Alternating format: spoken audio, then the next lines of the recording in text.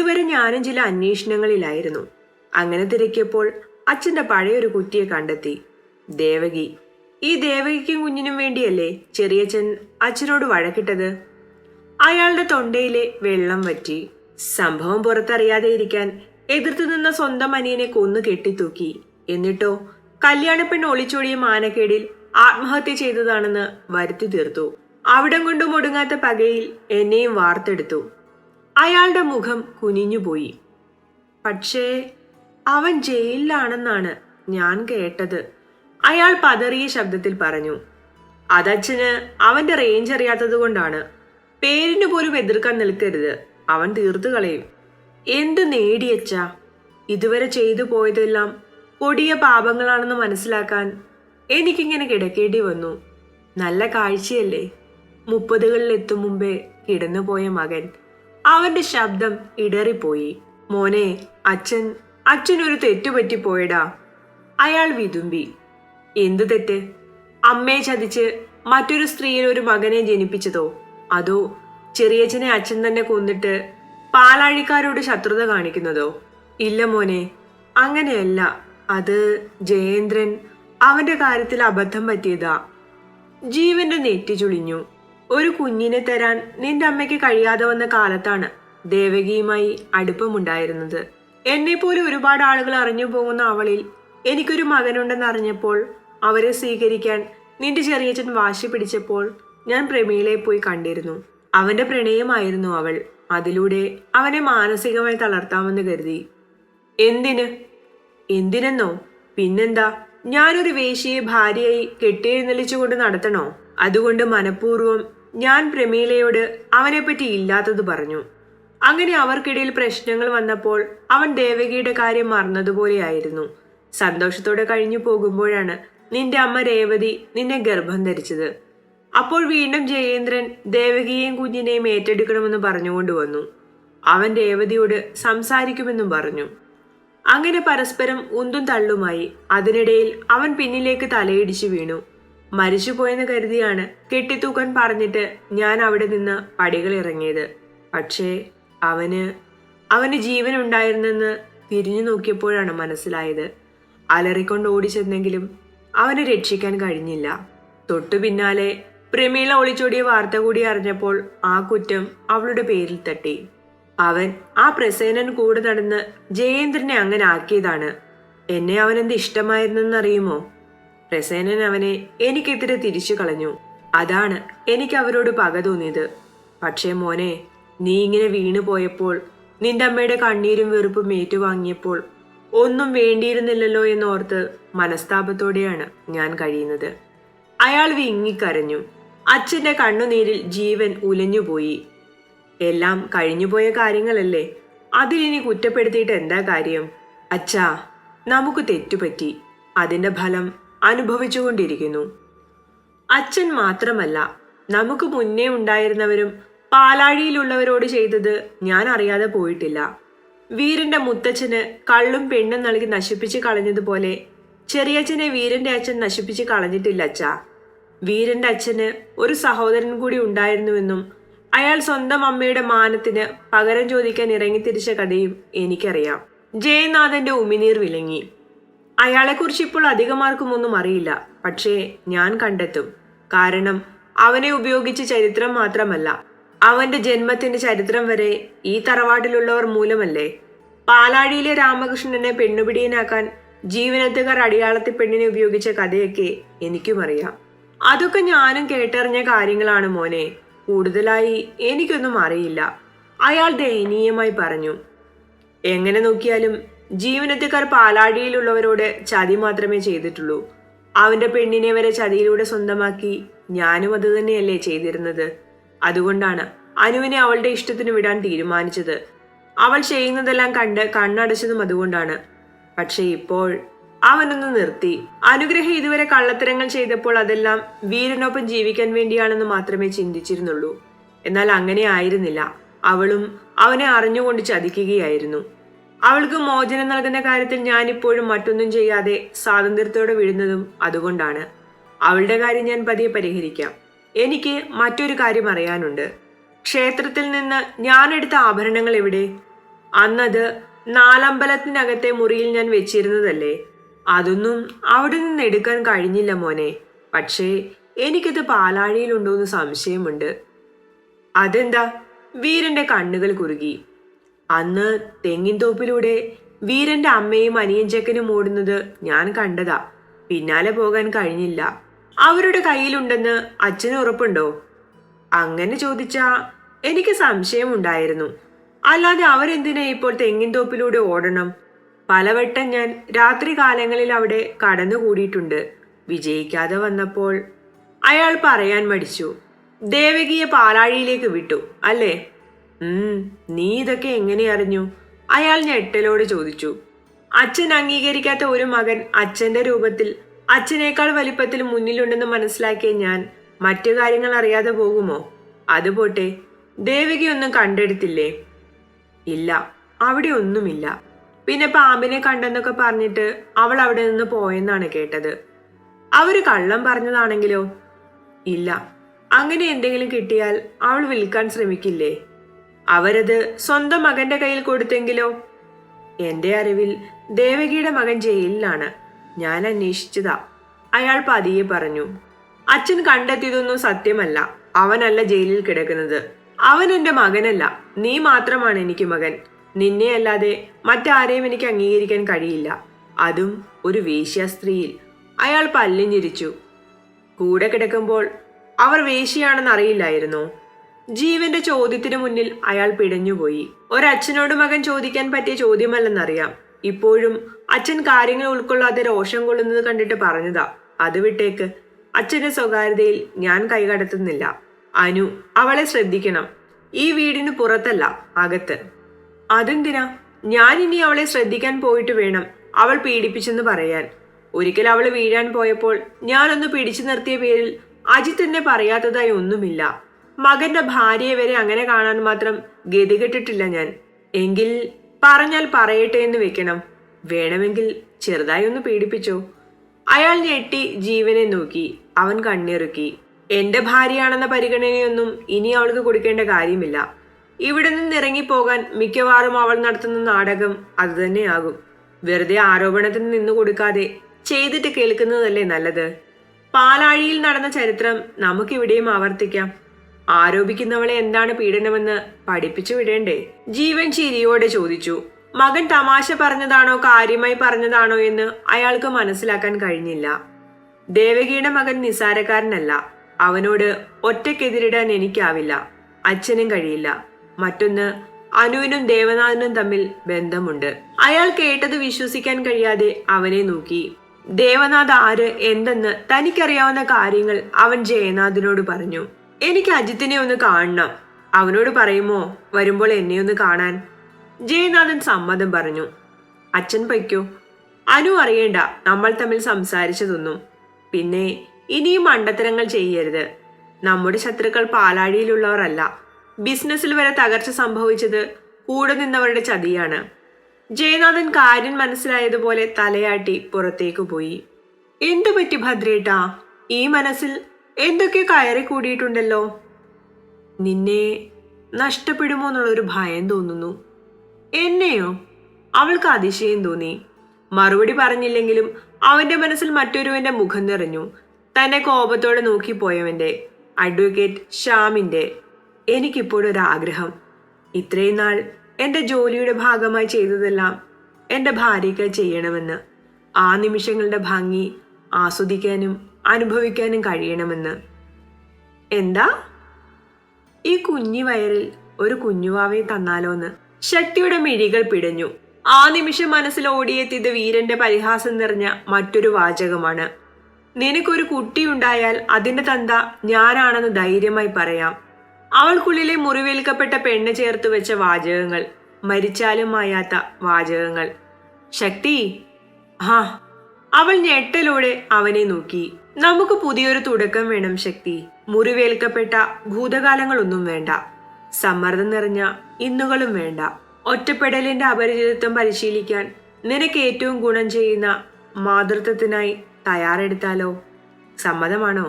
എവിടെയൊക്കെ ഞാനിനി ഒറ്റപ്പെട്ടു പോകുമെന്ന ഭയമുണ്ട് അല്ലേ? നീ ഒറ്റപ്പെട്ടു പോകുന്നതിലല്ല, ആ സമയം നിന്റെ മാനസികാവസ്ഥയെ ഓർത്താണ് ഭയം. എല്ലാരും എല്ലായ്പ്പോഴും കൂടെ ഉണ്ടാകണമെന്നില്ലല്ലോ ഭദ്രേട്ടാ. ഞാനതിനെ അങ്ങനെ തന്നെ ഉൾക്കൊള്ളാൻ തയ്യാറാണ്. എനിക്ക് നിങ്ങളോടുള്ള സ്നേഹവും വിശ്വാസവും നിലനിർത്താൻ വേണ്ടി മറ്റൊന്നും വേണ്ട. ഇനിയൊരു ശക്തി ഉണ്ടാവാൻ പാടില്ല. അങ്ങനെ ഉണ്ടാവാതെ ഇരിക്കണമെങ്കിൽ നമ്മുടെ സ്നേഹം നിലനിൽക്കണം. എന്റെ അമ്മ അച്ഛനെ വിവാഹം കഴിച്ചത് ഇഷ്ടക്കേടോടെ ആയിരുന്നെങ്കിലും ആ ജീവിതത്തിൽ അവർ പൊരുത്തപ്പെട്ടിരുന്നു എന്നാണ് അറിവ്. അങ്ങനെ പരസ്പരം പൊരുത്തപ്പെട്ട രണ്ടുപേർക്കിടയിൽ നടന്ന സ്നേഹം നിറഞ്ഞ നിമിഷങ്ങളിലാണ് ഞാൻ ജന്മം കൊണ്ടതെന്നാണ് എൻ്റെ വിശ്വാസം. ആ വിശ്വാസം തെറ്റാണെങ്കിൽ ഞാനും ഒരു തെറ്റായിരിക്കും. എന്തായാലും അവരുടെ ജീവിതത്തിൽ പിടിച്ചടക്കലിന്റെ കറുത്ത അധ്യായങ്ങൾ എഴുതി ചേർത്തതായി കേട്ടിട്ടില്ല. പറഞ്ഞു വന്നത്, അമ്മ ഗർഭിണിയാണെന്ന് അറിഞ്ഞപ്പോൾ എന്നെ സ്നേഹിച്ചിട്ടുണ്ടാവില്ലേ? പിന്നെ ഭർത്താവിന്റെ ചതിയിൽ എന്നെ വെറുത്ത് കാണും. പക്ഷേ അവരുടെ വെറുപ്പ് ഒന്നും അറിയാത്ത എനിക്ക് മേലെ കെട്ടിവെച്ചതാണ് മനസ്സിലാക്കാൻ കഴിയാത്തത്. ചിലപ്പോൾ സാഹചര്യമാകും, അല്ലെങ്കിൽ തന്റെ ജീവിതം നശിപ്പിച്ച സ്വന്തം വീട്ടുകാരോടുള്ള പക തീർക്കാനുള്ള മാർഗം. മനുഷ്യർ അങ്ങനെയല്ലേ? മറ്റൊരാളോടുള്ള ദേഷ്യം തീർക്കാൻ അവർ തനിക്ക് അനുയോജ്യരായവരെ കണ്ടെത്തും. അവരോട് ഒരിക്കലും പ്രതികരിക്കില്ലെന്ന് ഉറപ്പുള്ളവരെ. നാളെ ഞാനും എന്റെ ഉദരത്തിൽ ഒരു കുഞ്ഞിനെ ചുമന്ന ശേഷം നേരിടേണ്ടി വരുന്ന വെല്ലുവിളികളിൽ അതിനെ വെറുത്തു കളയാൻ ആഗ്രഹിക്കുന്നില്ല. എന്റെ അച്ഛനമ്മമാരുടെ ഗുണം ഞാനും കാണിച്ചാൽ എന്നെ പോലെയുള്ള ജന്മങ്ങൾ തുടർന്നുകൊണ്ടിരിക്കും. എനിക്കൊരു നല്ല അമ്മയാകാൻ കഴിയുമോ എന്ന് ഇന്നും ഉറപ്പില്ലാത്തത് കൊണ്ടാവും ഇന്നുവരെ ഞാനൊരു കുഞ്ഞിനെ നിങ്ങളിൽ നിന്ന് ആഗ്രഹിക്കാതെ പോയത്. ഞാൻ ആഗ്രഹിക്കാതെ എനിക്കത് വേണ്ട ഭദ്രേട്ടാ. ഇപ്പോഴും നമ്മുടെ ബന്ധത്തിനൊരു ഉറപ്പ് വന്നിട്ടില്ല. പിരിയേണ്ടി വരുമെന്ന തോന്നൽ ശക്തമാണ്. അതിനിടയിൽ ഒരു കുഞ്ഞു ജീവനെ കൂടി വലിച്ചിഴക്കണോ? ശക്തി, വീരൻ അവളെ തന്നിലേക്ക് ചുറ്റി വരിഞ്ഞു. നിന്നിൽ എനിക്കൊരു കുഞ്ഞിനെ വേണം ശക്തി. നിന്നെ സ്നേഹിക്കുന്ന എനിക്ക് ഉറപ്പുണ്ട് നീ ഒരു നല്ല അമ്മയാകുമെന്ന്. കാരണം നിന്നെ സ്നേഹിക്കുന്നത് ഞാനല്ലേ, നീ സ്നേഹിക്കുന്നത് എന്നെയും. എത്രയോ വർഷങ്ങളായി നിന്റെ നെഞ്ചിൽ ഞാനുണ്ട്. വെറുക്കാൻ കഴിയുന്ന 6 മാസ കാലയളവ് കഴിഞ്ഞിട്ടും നീ എന്നെ വെറുത്തിരുന്നില്ലല്ലോ. ഇനിയും വെറുക്കില്ല, എനിക്ക് ഉറപ്പുണ്ട്. എന്നെ മാത്രമല്ല, എന്നിലും നിന്നിലുമായി ഉരുവാകുന്ന നമ്മുടേതായ ഒന്നിനെയും നീ വെറുക്കില്ല. നിനക്കതിന് കഴിയില്ല. എന്നെ സ്നേഹിക്കാൻ വേണ്ടി കാരണങ്ങൾ കണ്ടെത്തുന്നവളാണ് നീ. നിന്റെ ഹൃദയത്തിന്റെ സ്നേഹത്തിന്റെ മുഖമാണ് ശക്തി. നിന്റെ രുചിയും ഗന്ധവും എന്നോടുള്ള പ്രണയത്തിൻ്റെതാണ്. എന്റേതായി എന്തിനേയും അന്ധമായി സ്നേഹിക്കുന്നവൾക്ക് എന്റെ അംശത്തെയും സ്നേഹിക്കാൻ കഴിയും. എനിക്ക് വേണം ശക്തി. ഇതുവരെ ഞാൻ ചിന്തിച്ചു പോലും നോക്കിയിട്ടില്ലാത്ത നമ്മുടെ കൺമണിയെ. അതൊരു പ്രതീക്ഷയാണ്. ഏതവസ്ഥയിൽ നിന്നും ഉയർത്തെഴുന്നേൽക്കാൻ വീരഭദ്രസേന നൽകുന്ന പ്രതീക്ഷ. സമ്മതിക്കില്ലേ? സമ്മതിക്കണോ? അവളിൽ കുറുമ്പ് നിറഞ്ഞു. പിടിച്ചടക്കാൻ പോവുക ഞാൻ എൻ്റെ പെണ്ണിനെ. അവനെ കളിയാക്കാൻ അവൾ വാതുറന്ന നിമിഷം അവൻ അവളുടെ അതരത്തെ കവർന്നിരുന്നു. നേർത്ത തെളിനീരുറവ പോലെ അവന്റെ ചുംബനം അവളിൽ കുളിരു പടർത്തി ഒന്നാകെ നനച്ച് മുന്നേറി. നമുക്കൊന്ന് മണിയാലത്തേക്ക് പോയാലോ ശക്തി? കിതപ്പോടെ അവളിൽ നിന്ന് അകന്നു മാറി അവൻ ചോദിച്ചു. ഇരന് അവിടെ വരെ പോകാതെ സമാധാനം കിട്ടില്ലെന്ന മട്ടാണ്. സമയമായിട്ടില്ല ഭദ്രേട്ടാ, ശാന്തതയോടെ പറയുന്നവളെ അവൻ മുഖം ചുളിച്ചു നോക്കി. ഇനി എന്തിനാ സമയം? വീരഭദ്രസേനന്റെ വെപ്പാട്ടിയെ ചോദിച്ചൊരുവൻ ഈ വീട്ടിലില്ലേ? ഞാൻ അവനെ ഒന്ന് വിശദമായി കണ്ടിട്ട് പറയാം എപ്പോൾ മണിയാലത്തേക്ക് പോകണമെന്ന്. നീ എന്താ പെണ്ണെ ഉദ്ദേശിക്കുന്നത്? എനിക്ക് അവനിൽ നിന്ന് ചില കാര്യങ്ങൾ ചോദിച്ചു മനസ്സിലാക്കാനുണ്ട്. തൽക്കാലം അത്രമാത്രം അറിഞ്ഞാൽ മതി. പിന്നെ ദേവനാഥിനെ കുറിച്ച് അറിയുന്ന കാര്യങ്ങൾ എന്നോട് മടി കൂടാതെ പറയുമോ? ശക്തി, വീരൻ സംശയത്തോടെ വിളിച്ചു. പ്ലീസ് മറ്റൊന്നും ചോദിക്കരുത്, ഞാൻ പറയാം, ഇപ്പോഴല്ല. അവൻ സംശയത്തിൽ തന്നെ മൂളി. അതോടൊപ്പം അവളുടെ മനസ്സിൽ ഒളിപ്പിച്ച രഹസ്യം അറിയാൻ ഇന്ന് തന്നെ ശ്രമിക്കുമെന്ന് അവൻ ചിന്തിക്കുകയും ചെയ്തു. എന്നാൽ അതേ സമയം തന്നെയാണ് അജിത്ത് അവനെ കാണണമെന്ന് പറഞ്ഞു വിളിച്ചത്. അതുകൊണ്ട് തന്നെ അധിക നേരം നിൽക്കാതെ വീരന് പോകേണ്ടിയും വന്നു. എന്താടാ തിടുക്കത്തിൽ വിളിച്ചത്? നീ തിരക്കിലായിരുന്നോ? ചെറുതായി. എന്താ അജിത്തെ, നിന്റെ മുഖം എന്താ വല്ലാതെ ഇരിക്കുന്നത്? ഇന്നലെ ജീവൻ എന്നോട് സംസാരിച്ചു വീര. അവന് നിന്നെ കാണാൻ ആഗ്രഹമുണ്ട്. താല്പര്യമില്ല. അവന് മാപ്പ് പറയാനല്ലേ, എനിക്ക് കേൾക്കണ്ട. വീരൻ മുഖം തിരിച്ചു. അതുമാത്രമല്ല, വേറെയും ചിലതുണ്ട്. അതെല്ലാം പിന്നെ പറയാം. ഇപ്പോഴതൊന്നും പറയാനല്ല വിളിച്ചത്. പിന്നെ രാവിലെ ശംഖുവിന്റെ സ്കൂളിലേക്ക് പോയ അനുഗ്രഹ അവിടെ നിന്നും തിരിച്ചിറങ്ങിയത് 2:30-ക്കാണ്. ഇത്രയും സമയം അവൾ സ്കൂളിൽ എന്ത് ചെയ്യാനാണ് വീര? സ്കൂളിന്റെ പിന്നിലെ പോക്കറ്റ് റോഡ് വഴി അവൾ എത്തേണ്ട ഇടത്ത് എത്തിക്കാണും അജിത്തെ. നീ എന്താണ് ആ വഴിക്ക് അന്വേഷിക്കാഞ്ഞത്? അജിത്തിന്റെ മുഖത്ത് നിരാശ പടർന്നു. അവൻ അങ്ങനെ ചിന്തിച്ചിരുന്നില്ല. കുര്യന്റെ ബംഗ്ലാവിൽ അവൻ ഉണ്ടെന്നുറപ്പാണ്. പക്ഷേ അതിനുള്ളിലേക്ക് നമുക്ക് കടക്കാൻ കഴിയില്ല. അനുവാണ് ഞാനൊരു മാർഗമായി കണ്ടത്. വീരൻ ചിരിച്ചുകൊണ്ട് അജിത്തിന് ചില വിഷ്വൽസ് നൽകി. ഇതെങ്ങനെ? ഡോക്ടർ നന്ദഗോപാൽ. അജിത്ത് കണ്ണു ചുരുക്കി. നമ്മൾ കണ്ടെത്തിയതൊക്കെ തന്നെയാണ്. ചിലപ്പോൾ ഈ കൂടിക്കാഴ്ച വരെ അയാൾ അറിയുന്നുണ്ടാകും. ശക്തിയെ സംബന്ധിക്കുന്നതെല്ലാം അയാൾക്കറിയാം. അല്ലെങ്കിൽ അയാൾ അതാത് സമയത്ത് അറിഞ്ഞുകൊണ്ട് തന്നെയിരിക്കും. അനു മെഡിക്കൽ സ്റ്റോറിൽ നിന്ന് വാങ്ങിയ ഈ മരുന്നുകൾ സംശയാസ്പദമാണ്. അതുകൊണ്ട് തന്നെ ഒരു കാര്യം ഉറപ്പിക്കാം. ഒന്നുകിൽ യഥാർത്ഥ ടീന അല്ലെങ്കിൽ നിഖില അവനോടൊപ്പമുണ്ടെന്ന്. ഇനിയിപ്പോൾ ലക്ഷ്മിയാണ് അവനിലേക്ക് എത്താനുള്ള കച്ചിത്തുരുമ്പ്. അവളോ? അജിത്ത് അതിശയത്തോടെ ചോദിച്ചു. അവൾ ആ ബംഗ്ലാവിലേക്ക് പോയിരുന്നു. അവൾക്ക് സത്യങ്ങൾ അറിയുമോ? സാധ്യതയില്ല. ക്രിസ് ഡാൻസ് കമ്പനി ഉടമ, അതേപോലെ ബോളിവുഡിലെ അത്യാവശ്യം അറിയപ്പെടുന്ന കൊറിയോഗ്രാഫറെ മാത്രമേ അവൾക്കറിയൂ. അതെനിക്കുറപ്പാണ്. പക്ഷേ ദേവകിക്ക് അത്ര പോലും അറിയില്ല. അവർക്ക് സ്വന്തം മകൻ ഒരു അധോലോക നായകനാണെന്ന് മാത്രമേ അറിയൂ. ഇപ്പോഴും പോലീസും പട്ടാളവും അവനെ ഓച്ചാനിച്ചു നിൽക്കുന്നവരാണെന്ന സംസാരമാണ് അവരുടേത്. അവന്റെ കാര്യങ്ങൾക്ക് വേണ്ടി അവരെ സമീപിക്കുന്നത് ചിലപ്പോൾ മറ്റാരെങ്കിലും ആയിരിക്കും. അവരിതുവരെ അവനെ നേരിട്ട് കണ്ടിട്ടില്ല. അജിത്ത് ആലോചനയോട് പറഞ്ഞു. അവരെ വിട്ടേക്ക് അജിത്തെ. പിടിച്ചു വെച്ചിട്ട് ഗുണമൊന്നുമില്ലല്ലോ. അത് വേണ്ട. നീ ഇപ്പോൾ പറഞ്ഞ ചിന്ത തന്നെയാകും അവനും. അതല്ലേ ഇതുവരെ അവർക്ക് വേണ്ടി ഒന്നും ചെയ്യാത്തത്? അതെ, അതുകൊണ്ടാണ് അജിത്തെ ഞാൻ വിടാൻ പറഞ്ഞത്. അവനെക്കുറിച്ച് അവർക്കൊന്നും അറിയില്ലെന്ന ധൈര്യവും അവനുണ്ട്. ചിലപ്പോൾ അവർ അവനടുത്തേക്ക് എത്തിപ്പെട്ടാലോ? ചെറിയൊരു ചാൻസ് എടുക്കാം അജിത്തെ. മൂക്കിൻ തുമ്പിൽ നിന്നവൻ ഡിസ്കോ ഡാൻസ് കളിച്ചിട്ടും ഒന്നും ചെയ്യാൻ കഴിയുന്നില്ലല്ലോ വീര. നമ്മുടെ എല്ലാ നീക്കങ്ങളും അവൻ അറിയുന്നുണ്ടെന്ന് ഉറപ്പാ. അതൊക്കെ ഉണ്ടാകും. മറ്റൊരു പ്രശ്നമുണ്ട് അജിത്തെ. ശക്തിയെ കുര്യൻ തിരിച്ചറിഞ്ഞാൽ, അവൾക്ക് പിന്നിൽ ഡോക്ടർ നന്ദഗോപാൽ ഉണ്ടെന്നറിഞ്ഞാൽ അന്വേഷണം പഴയ ആക്സിഡന്റ് കേസിൽ വന്നു നിൽക്കും. ഏത് കേസ്? അജിത്ത് കാര്യം മനസ്സിലാവാതെ അവനെ മുഖം ചുളിച്ചു നോക്കി. ജൂനിയർ ഡോക്ടർമാരായി ജോയിൻ ചെയ്യാനിരിക്കെ ആക്സിഡന്റിൽ കൊല്ലപ്പെട്ട ആ 7 പേരിലേക്ക്. അതിലൊരാൾ കുര്യന്റെ മകനായിരുന്നു, സാൻഡി കുര്യൻ. പിന്നെ ചന്ദ്രു, അവന്റെ അനിയനും അക്കൂട്ടത്തിൽ പെടും. സൂര്യദേവ്, നിനക്കറിയില്ലേ അവനെ? ആ അലമ്പ് ചെറുക്കനെ അറിയാതെ ഇരിക്കുമോ? നല്ല പോലെ അറിയാം. അവനും അവന്റെ കൂട്ടുകാരും മൊത്തം കഞ്ചാവായിരുന്നടാ. വെളിവില്ലാതെ പാതിരാത്രി വണ്ടി ഓവർ സ്പീഡിൽ വിട്ട് സംഭവിച്ച അപകടമാണ്. മൊത്തം കഴിഞ്ഞു പോയതല്ലേ. അല്ലാതെ അതൊരു കൊലപാതകമാകാൻ യാതൊരു സാധ്യതയുമില്ല. അങ്ങേര് തള്ളിയതാകും. വലിയ പുള്ളിയാണെന്ന് നിന്റെ മുന്നിൽ കാണിക്കേണ്ടേ? നീ നന്ദഗോപാലിനെ കുറിച്ച് കുറച്ചുകൂടി അന്വേഷിച്ചിട്ട് പറയേ തള്ളിയതാണോ എന്ന്. വീരൻ അവനെ പുച്ഛിച്ചു. ഇതിപ്പോ മുഴുവൻ കുരുക്കാണല്ലോ. എവിടെ നിന്നെങ്കിലും അഴിക്കാമെന്ന് കരുതുമ്പോൾ മറ്റൊരു വഴിയിൽ നിന്ന് മുറുകി വരും. അജിത്ത് തന്റെ മുടി ഒന്നാകെ ഉലച്ചുവിട്ടു. ശക്തിയെ ദേവനാഥ് തിരിച്ചറിഞ്ഞിട്ടുണ്ടാകും അജിത്തെ. അവളെ വെച്ചൊരു കളിക്ക് അവൻ മുന്നിട്ടിറങ്ങിയാൽ ആ കോപ്പൻ എന്താടാ വേണ്ടത്? ഭ്രാന്തൻ. സ്വന്തം അമ്മയെ സ്നേഹിക്കാത്തവനാണ് അവരുടെ പേരിൽ പ്രതികാരത്തിന് ഇറങ്ങി തിരിച്ചിരിക്കുന്നത്. അജിത്ത് പല്ല് കടിച്ചു. അവൻ പ്രതികാരത്തിന് ഇറങ്ങിയത് ദേവകിക്ക് വേണ്ടിയല്ല അജിത്തെ, അവനു വേണ്ടിയാണ്. തന്തയില്ലാത്തവനെന്ന് കേട്ട് വളർന്നവന്റെ രോഷം. എനിക്കില്ലാത്ത തന്തയ്ക്ക് മകനായി നീയും വേണ്ടെന്ന് അവൻ ജീവനോട് പറഞ്ഞിരുന്നു വീര.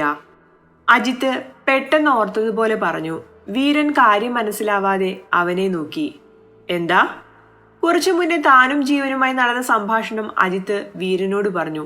എന്നിട്ട് ആ നാറി എന്താ ഇതാരോടും പറയാഞ്ഞത്? ആരോട് പറയാൻ? അവനാരെയാ വിശ്വസിക്കുക?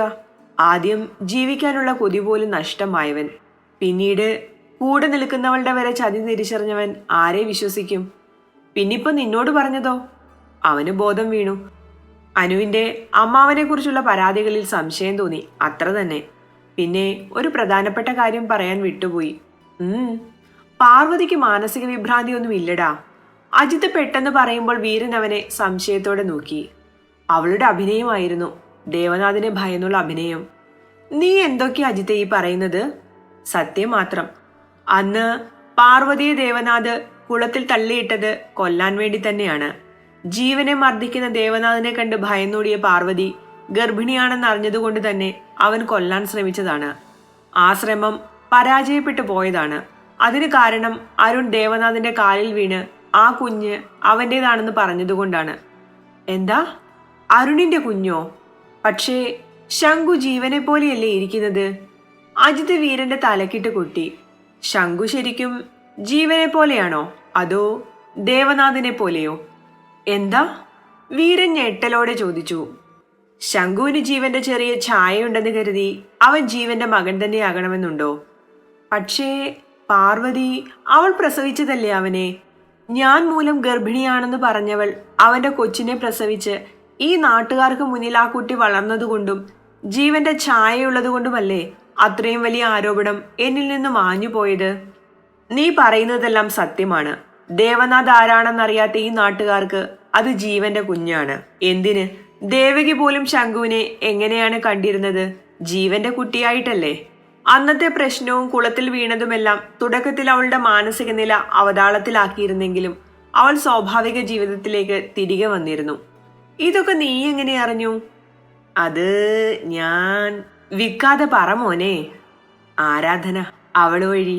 വീരൻ കണ്ണു ചുരുക്കി. ഇഷ്ടമൊന്നും ഉണ്ടായിട്ടല്ല, ന്യൂസ് പിടിക്കാൻ അവളോട് താല്പര്യം കാണിച്ചതാണ്. പല വഴിക്ക് ശ്രമിച്ചാലല്ലേ കാര്യങ്ങൾ നടക്കൂ. അതും അവൾക്കും എന്നോട് ഇഷ്ടമുണ്ടെന്ന് മനസ്സിലായപ്പോൾ പിന്നെപ്പോഴോ മനസ്സിൽ അവള് കൊളുത്തി. നീ പറയാൻ വന്നത് ക്ലിയർ ആയി തന്നെ പറ. ഗൗരി ശങ്കർനാഥ് ജീവന്റെ മകനല്ല. ജീവന് ഉറപ്പാണ് പാറു അവനിൽ നിന്ന് ഗർഭം ധരിച്ചിട്ടില്ലെന്ന്. എന്താ? സത്യം, പച്ചയായ സത്യം. വീരൻ അവനെ പകപ്പോടെ നോക്കി. തുടരും.